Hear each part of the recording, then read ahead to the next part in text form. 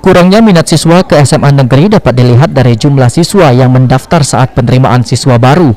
Sedangkan untuk tingkat sekolah kejuruan atau SMK, jumlah siswa yang mendaftar lebih banyak.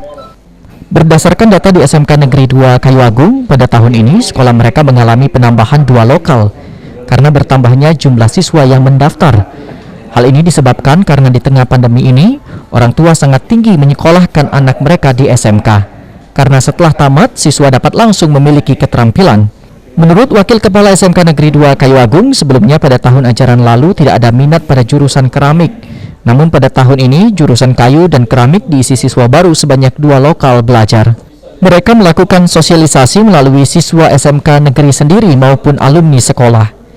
Sampai saat ini untuk pembelajaran SMK Negeri 2 Kayu Agung menyesuaikan tergantung zona, khususnya siswa yang melakukan praktek belajar. Pihak sekolah juga menerapkan prokes secara ketat dalam pembelajaran bagi siswa yang praktek, mulai dari izin orang tua, cek suhu tubuh, menggunakan masker, termasuk pihak sekolah menerapkan tempat cuci tangan.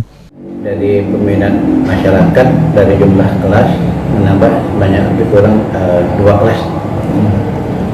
Tadinya ada jurusan yang sempat tidak ada siswa, seperti jurusan keramik.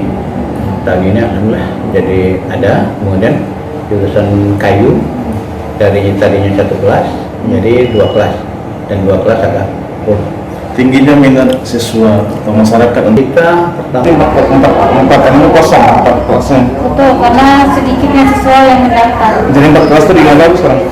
Sekarang stop kosong.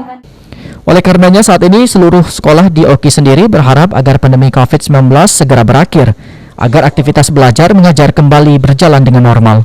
Ahmad Rumawi, PAL TV.